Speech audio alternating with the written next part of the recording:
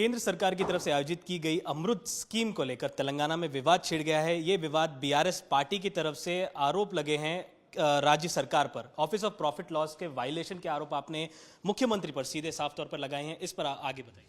नहीं, पहली बात तो यह है कि यहाँ के मुख्यमंत्री जो हैं वो खुद म्यूनसिपल मिनिस्टर भी हैं। आज जो अमृत स्कीम है जो म्यूनसिपल मिनिस्ट्री के अंडर आती है, इसमें करीब करीब 9,000 करोड़ का एक टेंडर बुलाया गया अलग अलग पैकेज करके। उनमें से सीधा मुख्यमंत्री के जो ब्रदर इन लॉ है सृजन रेड्डी सुदीनी, उनकी कंपनी शोधा कंस्ट्रक्शन है। शोधा कंस्ट्रक्शन इतनी छोटी कंपनी है, इतनी मतलब पहले इससे पहले कोई ज़्यादा काम भी नहीं हुआ ऐसी कंपनी। ओनली 2 करोड़ का उनका प्रॉफिट था लास्ट ईयर, नेट प्रॉफिट था 2 करोड़। ऐसी कंपनी को चीफ मिनिस्टर के डिपार्टमेंट ने सीधा शोधा कंस्ट्रक्शन को आज 1137 करोड़ का काम अमृत वर्क में दिया गया। अब ऑफिस ऑफ प्रॉफिट, जहां तक ऑफिस ऑफ प्रॉफिट की बात है, मैं बस इतना ही कहना चाहता हूं, राजीव गांधी जी ने 1988 में एक अमेंडमेंट लाया था प्रिवेंशन ऑफ करप्शन एक्ट में, under section 7, section 11 and section 13 साफ ये कहा गया कि मुख्यमंत्री के अगर कोई रिश्तेदार है, उनको गवर्नमेंट के कामों में कोई भागीदारी या कोई अगर फेवर मिले तो सीधा वो करप्शन माना जाएगा। आज यहाँ के तेलंगाना के मुख्यमंत्री जो है रेवंत रेड्डी जी, उनके स्वयं ब्रदर इन लॉ, उनके जीजाजी जो हैं सुदीनी सृजन रेड्डी, उनकी कंपनी को डायरेक्ट 1137 करोड़ का काम उन्होंने हवाला किया उनके खुद के डिपार्टमेंट में, और बेझिझक। और ये काम है केंद्र सरकार की अमृत टेंडर वाली। तो मैं बस इतना ही पूछना चाहता हूँ मुख्यमंत्री जी से, क्या इसका जिम्मेदारी आप लेंगे या केंद्र सरकार लेगी? क्योंकि ये केंद्र सरकार का पैसा है, अमृत स्कीम केंद्र सरकार का है। हमारे पार्टी की तरफ से हमने इस इशू को हमने उठाया और सवाल किया मुख्यमंत्री जी से। आज तक 3 दिन हो गए, आज तक कोई उनके तरफ से कोई उत्तर नहीं मिला। हम इस बात को यहीं नहीं छोड़ेंगे, दिल्ली जाएंगे। दिल्ली में मैंने ML खट्टर जी जो केंद्र सरकार में आज म्यूनसिपल अफेयर्स और अर्बन डेवलपमेंट मिनिस्टर है, उनको भी मैंने एक चिट्ठी मिला। पर मैं इस बात को यहीं तक नहीं छोड़ूंगा। इस बात को ऑफिस ऑफ प्रॉफिट का जो मुद्दा है, इसको मैं कोर्ट तक ले जाऊंगा और CVC तक भी ले जाऊंगा, और ज़रूर मुख्यमंत्री पे कार्रवाई करनी चाहिए और उनको इस्तीफा देना चाहिए। कांग्रेस पार्टी का ये कहना है कि आपकी पार्टी के फेवरेबल कंपनीज को ये नहीं दिया गया टेंडर, उसके चलते अगर कांग्रेस गवर्नमेंट है यहाँ पे, उनको जो चाहे वो कर ले, कुछ और भी करना है, जो करना है कर ले। मैं बस इतना ही पूछना चाह रहा हूँ, आपने आज चीफ मिनिस्टर के ब्रदर इन लॉ के कंपनी को काम दिया कि नहीं? उनके खुद के मिनिस्टर जो नंबर 2 अपने आप को कहलाते हैं, श्रीनिवास रेड्डी जी ने साफ कह दिया, हाँ हमने काम दिया। ये तो ओपन एडमिशन हो गया कि चीफ मिनिस्टर के ब्रदर इन लॉ को चीफ मिनिस्टर के डिपार्टमेंट में 1137 करोड़ की काम, जबकि उनकी कंपनी की मतलब अगर साफ कहूँ तो औकात ही नहीं है इतनी बड़ी काम करने की। तो क्षमता नहीं है, कोई औकात नहीं, कुछ नहीं। ऐसे कंपनी को जिसका मुनाफा था पिछले साल 2 करोड़, ऐसी कंपनी को आपने 1137 करोड़ का काम सौंपा। तो कैसे देना हुआ, क्यों देना हुआ?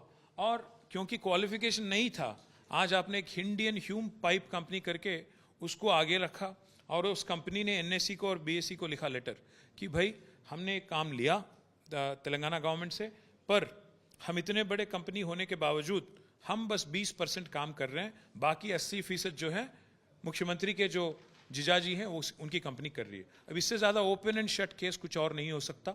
मैं केंद्र सरकार से, प्रधानमंत्री मोदी जी से, भारत सरकार में जो अर्बन डेवलपमेंट मिनिस्टर है खट्टर जी, उनसे भी रिक्वेस्ट करता हूँ। आप बार जिक्र करते हैं, बात करते हैं कि तेलंगाना में RR टैक्स का दौर चल रहा है, रेवंत और राहुल टैक्स। अगर आपकी बातों में अगर जनता भी विश्वास करना हो तो अब इस बात पे इमीडिएटली कार्रवाई शुरू कर दीजिए, और आपके डिपार्टमेंट से स्वयं एक इंक्वायरी इनिशिएट कर दीजिएगा, और ऑफिस ऑफ प्रॉफिट के under this chief minister can be booked immediately, can be sacked immediately. Bharatiya Janata party के मंत्री, केंद्र मंत्री ने ये कहा है कि राज्य सरकार CVC को अगर चिट्ठी लिखती है तो इस पर इंक्वायरी होगी। मैं अगर किसी को कह रहा हूं कि आप दोषी हो, राज्य सरकार के जो हेड हैं यहाँ पे चीफ मिनिस्टर, मैं उनको दोषी ठहरा रहा हूं, तो क्या राज्य सरकार यहाँ से लेटर लिखेगी? और मुझे तरस आती है केंद्र मंत्रियों पे, स्पेशली ये जो मंत्री अभी बात कर रहे हैं कि राज्य सरकार को चिट्ठी लिखना चाहिए, तरस आती है उन पे, क्योंकि CVC एक इंडिपेंडेंट एजेंसी है, किसी को चिट्ठी लिखने की जरूरत ही नहीं है। आप केंद्र सरकार में भागीदारी हो, भागस्वामी हो, आप स्वयं CVC को ऑर्डर दो कि अगर इसमें कुछ हुआ कि नहीं, CVC छानबीन करे, तहकीकात करे और सच्चाई सामने आ लोगों के। इसमें राज्य सरकार को या किसी को चिट्ठी लिखने की जरूरत नहीं है। तरस आती है इन पे क्योंकि इतना नॉलेज भी नहीं है, इनको क्या करें। हाइड्रा को लेकर काफ़ी बड़ा ब्रेकडाउन कह सकते हैं राज्य सरकार का अभी हो रहा है उन लोगों पर जो अवैध तौर पर अपने कंस्ट्रक्शंस तालाब पर या नाले पर किए हैं। आपकी पार्टी की तरफ से इस पर क्या कहें? नहीं, बात तालाब या नाले की नहीं है, बात सिलेक्टिव जस्टिस की है। आज चीफ मिनिस्टर के जो भाई हैं उनके घर है एफटीएल में, उन पे कोई कार्रवाई नहीं होती। गरीब पे जुल्म होता है तेलंगाना में। आज बड़े बड़े बिल्डर हैं जो नदी के बीचों बीच आज इमारत बना रहे हैं, उन पे कोई कार्रवाई नहीं, उन पे कुछ नहीं होता। बट गरीब की जो झोपड़पट्टी है उसको गिराया जाता है बुलडोजर। हम लोग बात करते हैं बुलडोजर जस्टिस की, बुलडोजर इनजस्टिस की, कहीं और जगह अन्य जगह। आज तेलंगाना में वही हो रहा है। राहुल गांधी जो बयान देते रहते हैं कि बुलडोजर इनजस्टिस नहीं होना चाहिए, बुलडोजर के नाम पे गरीबों के घर को कुचलना नहीं चाहिए। मैं पूछना चाहता हूं राहुल गांधी से, क्या है आपकी स्टैंड? आपके राज्य में जहां कांग्रेस की हुकूमत है, कांग्रेस की सरकार है, यहां पे गरीबों के मकान गिराए जा रहे हैं। महबूब नगर में एक 75 घर, गरीब नहीं बल्कि वो लोग लाचार थे, वो लोग फिजिकली डिजेबल्ड थे, उनके घर गिराए गए। अब किन के लिए काम कर रही है गवर्नमेंट? बड़े बड़े बिल्डर, बड़े बड़े कॉन्ट्रैक्टर और बड़े बड़े जो इमारत बनाते हैं और बड़े बड़े इन्फ्लुएंशियल लोग जो हैं, जहां स्वयं मंत्रियों के मकान है एफटीएल में, उनके घर को चूना तक ये लोग हाथ नहीं लगाते। पर गरीब की जब मकान की बात आती है, कोई नोटिस नहीं, कुछ नहीं, आके कुचल देना, वो भी सैटरडे और संडे, जबकि कोर्ट बंद है। तो इसलिए मैं पूछना चाहता हूं राहुल गांधी जी से कि आप बताइए क्या रवैया है आपकी पार्टी की। एक तरफ जब यूपी में कुछ होता है तो आप कहते रहते हो बुलडोजर राज, पर यहाँ बुलडोजर राज तो यहाँ पे भी चल रहा है। तो इसीलिए जस्टिस अगर करनी है तो हर किसी के साथ एक ही तरह का न्याय होना चाहिए। चाहे वो तालाब में अगर मुख्यमंत्री का भाई का घर हो या एक गरीब का घर हो, अगर न्याय करना है तो एक ही तरह का न्याय करो। पर अगर मुख्यमंत्री का भाई है, उसको हम छुएंगे नहीं, उसको नोटिस देंगे, वो जाएंगे कोर्ट और कुछ भी एक ऑर्डर ला लेंगे जिसके अंडर प्रोटेक्शन ले लेंगे। पर गरीब है तो कोई नोटिस नहीं, कुछ नहीं, आधे रात को आओ, सुबह 3 बजे आओ और उनको घर से बेदखल करो और गिरा दो। ये कहाँ की रीति है? आपकी पार्टी की तरफ से क्या आगे कार्यशाली होगी?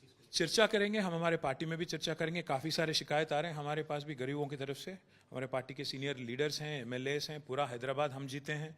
तो ज़रूर हैदराबाद के हमारे MLAs, senior leaders, former ministers, जितने भी सीनियर लीडर हैं, उन सबके साथ एक बैठक करेंगे और एक हमारी नीति तय करेंगे कि क्या करना होगा। धन्यवाद सर हमसे बातचीत करने के लिए। तो ये थे बीआरएस वर्किंग प्रेसिडेंट और एमएलए केटीआर जी। कैमरा पर्सन दामोदर के साथ अब्दुल बशीर, हैदराबाद।